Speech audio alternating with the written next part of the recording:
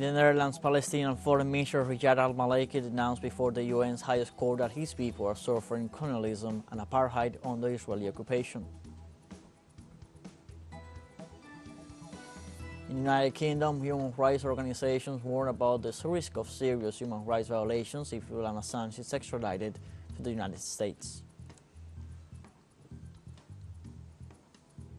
The UN World Food Programme warned that over 25 million people are struggling with soaring rates of hunger and malnutrition as the crisis in Sudan sends shockwaves around the region.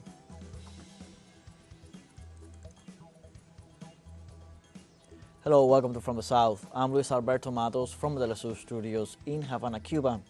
We'll begin with the news.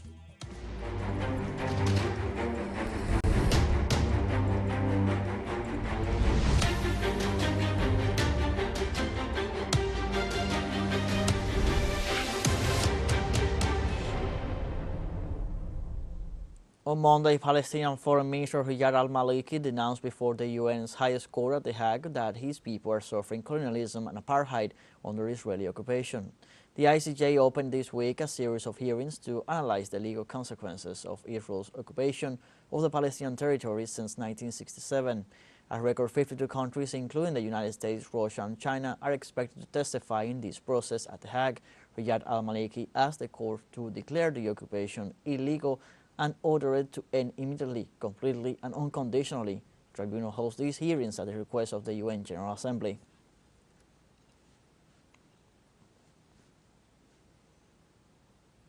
Lawyers and jurists in the Netherlands urge Israel to stop human rights violation and its illegal occupation of Palestine. The group denounced ethnic cleansing in northern Gaza and the collective punishment meted out by Israel against the Palestinians. More than 200 lawyers deplored the situation caused by attacks on the Gaza Strip in a joint statement on social media.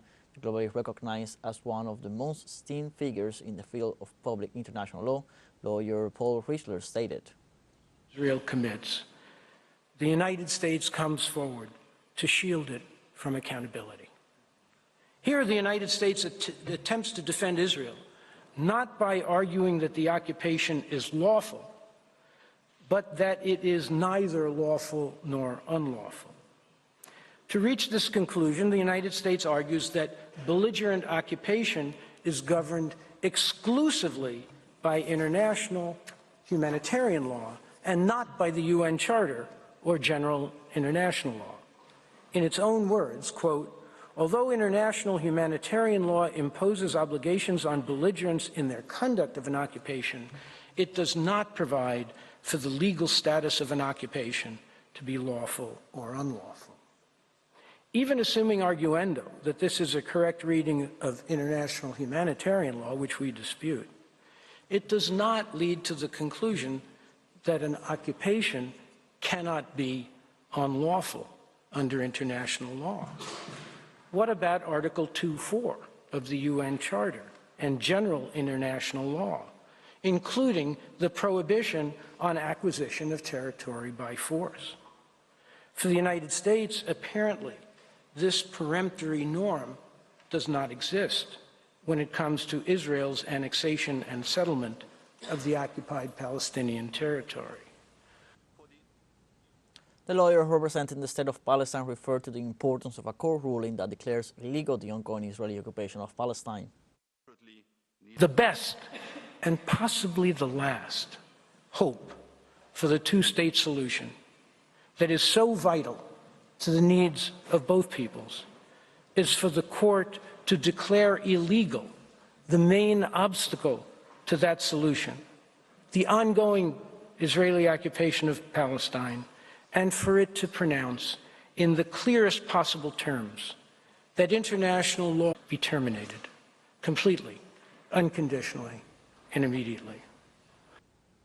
Israeli Prime Minister Benjamin Netanyahu on Monday reiterated his decision to carry out a military operation in Rafah before March the 10th, the official start of Ramadan, the Muslim world's most important holiday. This move by Netanyahu's administration is backed by the Cabinet Minister for War, Benny Gantz, and local and international human rights organizations warn that it will affect more than 1 million innocent civilians. In this sense, the Tel Aviv regime justifies the land incursion as a way to rescue the hostages they claim are in control of the Palestinian resistance. Should be noted that thousands of Gazans have been displaced to Rafah, which borders Egypt, because the Israeli army operation promised the international community that it was a safe area.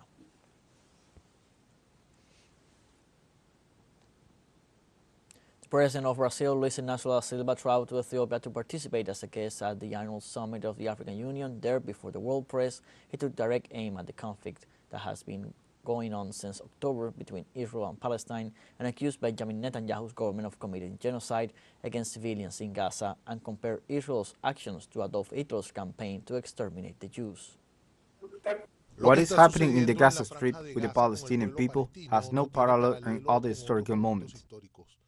In fact, it existed when Hitler decided to kill the Jews.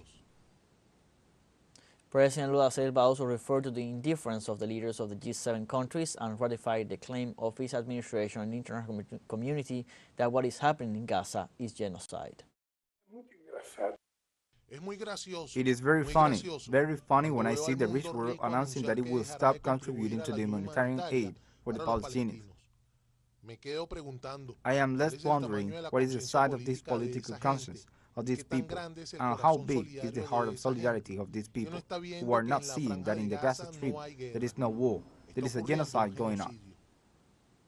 Norway reports that it will help transfer funds illegally frozen by Israel to the Palestinian government.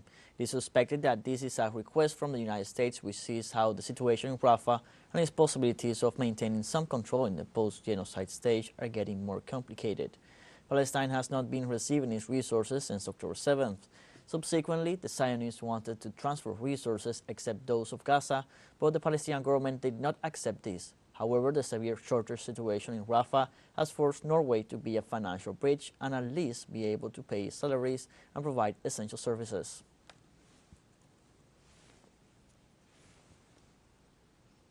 Gemini forces on Monday vindicated the attack against a British cargo ship that was sinking in the Gulf of Aden.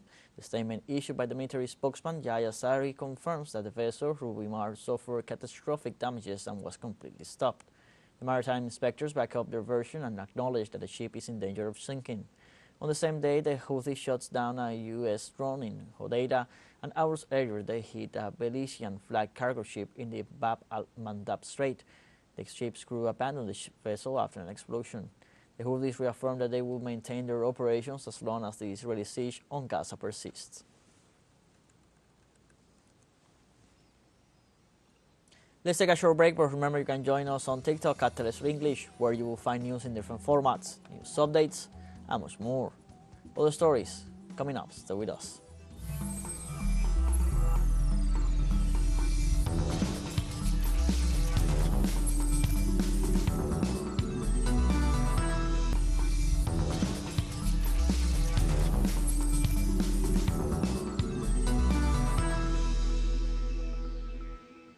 Welcome back from the South. On Sunday, local media in the United States highlighted that this nation recorded the 58th mass shooting in less than 2 months of the year 2024. In this sense, authorities report that 3 people lost their lives in the town of Burnsville in the state of Minneapolis due to a man barricaded in his home with 7 children and other family members who opened fire during attempted negotiations with law enforcement, killing 2 police officers and a paramedic. In the meantime, local police said that the gunman had several weapons and large amounts of ammunition and fired at the officers from multiple positions inside the home. In this way, the alleged shooter was a 38-year-old man, also declared dead at the scene of the crime, while the children and other family members escaped.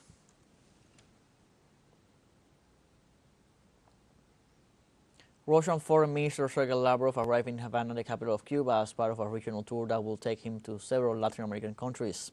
According to the agenda shared by the offices of both foreign ministries, he will hold meetings with President Miguel Diaz-Canel and his counterpart Bruno Rodriguez.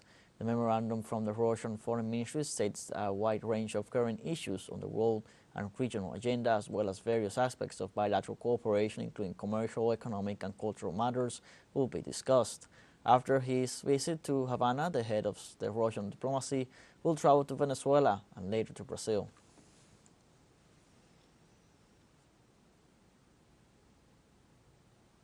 In the Dominican Republic, the delegation of electoral observers of the Permanent Conference of Political Parties of Latin America and the Caribbean has qualified the municipal elections held this Sunday as reliable. The president of the corporation, Alejandro Moreno, assured that during his participation as guest of the Central Electoral Board, they observed elections that proved to be exemplary, thus recognizing the democratic culture of the Dominican people. During this election day, he emphasized that several missions were deployed in some provinces to respectfully follow up the process.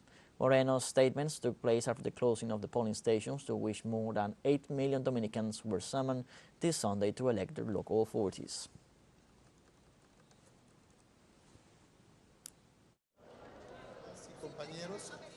We are a delegation of 82 comrades from 26 countries of Latin America and the Caribbean. There are also guests from Spain, France, and other European countries. And what we want to share with you in this statement is very brief. We will give this information to you to media.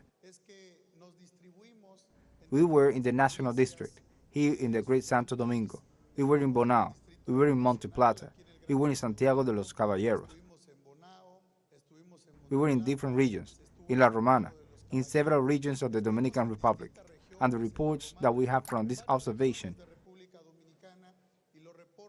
is that we are already here, and the reports that we have from this election day is that it has been an election day in our observation, with the incidents that an election day has, but also a day where the Dominicans participated. The Bolivarian Alliance for the Peoples of Our America People's Trade Treaty announced the appointment of Venezuelan diplomat Jorge Arriaza as the new executive secretary of the alliance. In an official statement, AlMaliki announced the appointment of the former Venezuelan vice president and former minister of foreign affairs to the office. Arriaza has been entrusted with the task of developing an urgent and challenging work plan, the AlMaliki 2030 strategic agenda, aimed at giving an extraordinary drive to the process of comprehensive consolidation of the alliance in the coming years. The new executive secretary has been entrusted to coordinate actions to reactivate the region's cooperation structure by promoting trade exchange and the development of the logistics chain, expanding air and maritime connectivity, fostering the expansion of social inclusion programs, increasing the membership capital assets and credit capacity of the Bank of Alba, reactivating PetroCaribe and promoting its convergence with other regional cooperation mechanisms for development, among others.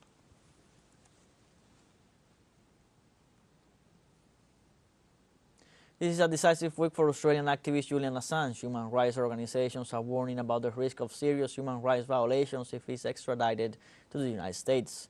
The extradition of the WikiLeaks founder will be equally catastrophic for his welfare and also for the global community awareness, so say civil organizations, politicians, and representatives from different countries.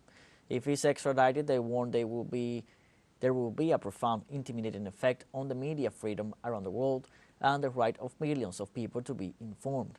This Tuesday, rounds of worldwide actions begin. In addition to mobilizations, there will be urgent legal actions before international courts due to the clear threat against Assange's integrity.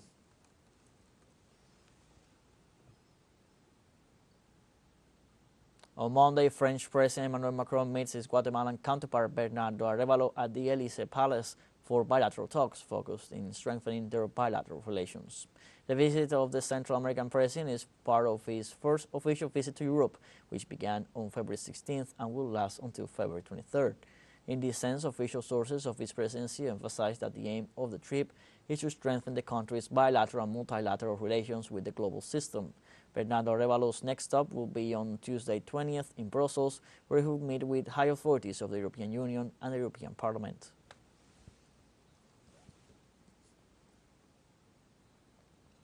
The Eiffel Tower, one of the world's top tourist attractions, was closed Monday after staff went on strike. The strike, which was called to protest over the way the monument is managed financially, could be extended. The tower's operator, SETE, said on its website that visits of the monument will be disrupted on Monday. It advised ticket holders to check its website before showing up or to postpone their visit. E-ticket holders were asked to check their emails for further information. The stoppage is the second strike at the Eiffel Tower within 2 months for the same reason. Unions have criticized operator SETE for its business model that they say is based on an inflated estimate of future visitor numbers while underestimating construction costs.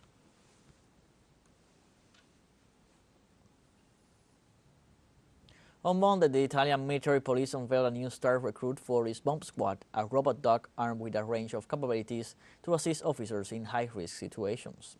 In this regard, police officer Luca Ciabocco introduced the robot dog Saeta SD, the new member, and pointed out that this crime-fighting canine can handle itself at a distance of 150 meters for high-risk reconnaissance activities and is capable of reaching terrain inaccessible to normal vehicles. In the meantime, he added, it can also climb reconnaissance phase in emergency situations safely. Saeta has been deployed by the Carabinieri bomb squad as it is equipped with laser and thermal detection systems that also allow it to identify threats such as explosive and chemical agents. We are very proud to be the first to acquire this kind of technology, and we believe that this technology will have big developments in the future. Saeta allows us to raise our level of security because our Carabinieri officers can operate remotely and not intervene directly in situations of very high risk.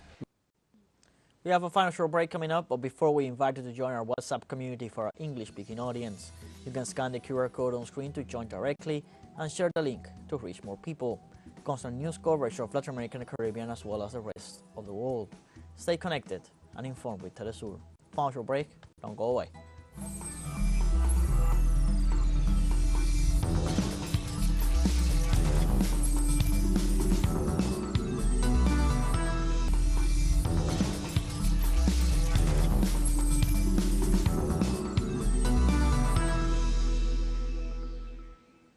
Welcome back. Hundreds of Czech farmers drove their tractors into downtown Prague on Monday, disrupting traffic outside the Agriculture Ministry as a joint protest against high energy costs, stifling bureaucracy, and the European Union's Green Deal.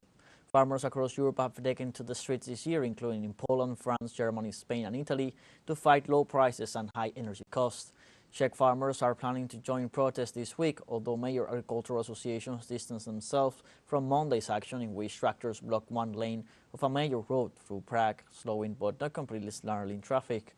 Farmers complain that the 27-nation bloc's policies on the environment and other matters are a financial burden and make their products more expensive than non-EU imports.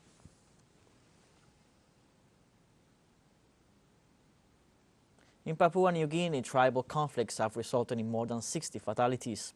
The incidents were recorded in the Enga province. According to George Kakas, acting superintendent of the Royal Papua New Guinea Police, it was an ambush. The victims, so far 64 confirmed, were members of a tribal group plus some allies and mercenaries who were caught off guard.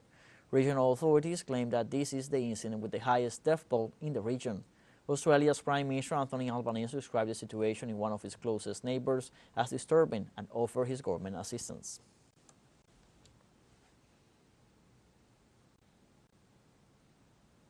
The Moroccan Armed Forces reported the rescue of 141 migrants aboard a boat heading towards Spain's Canary Islands. Among the rescued migrants, there were 3 minors and 2 women. The rescue operation, which started on February 10th from Mauritania, lasted more than 15 hours due to bad weather. After the recovery of the makeshift vessel, Moroccan authorities took the migrants to the port of Dakhla, where they were handed over to the police for the necessary formalities.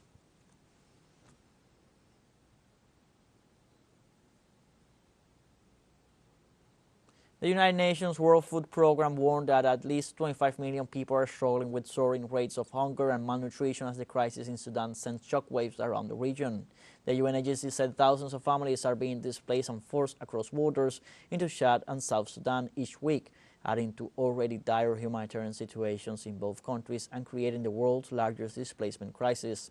In South Sudan, families fleeing Sudan now make up 35% of those facing catastrophic levels of hunger, despite only accounting for 3% of the population. There are 18 million acutely food insecure people within the war-torn country, and around 3.8 million Sudanese children under 5 years old are malnourished.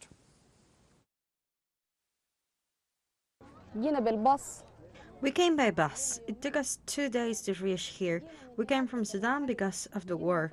We came to look for a place to stay and settle. What we need is food. The immediate support we need is to eat to be able to survive.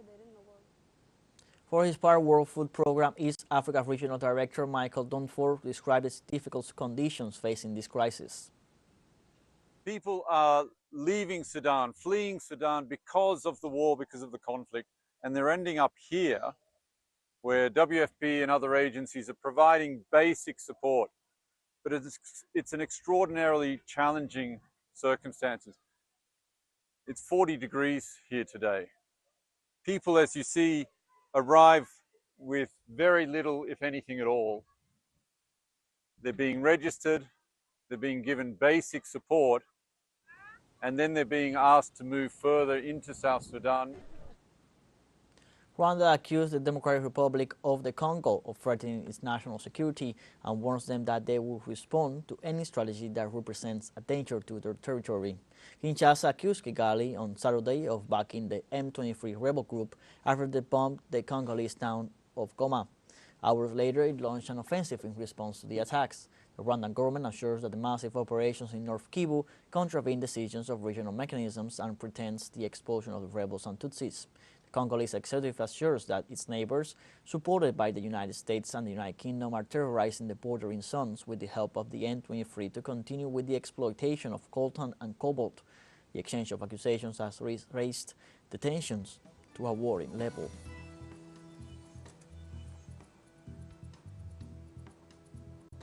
We have come to the end of this news brief. You can find these and many other stories on our website at TeleSURenglish.net. You can also join us on our social media, Facebook, X, Instagram, Telegram, and TikTok. For TeleSUR English, I'm Luis Alberto Matos. Thank you for watching.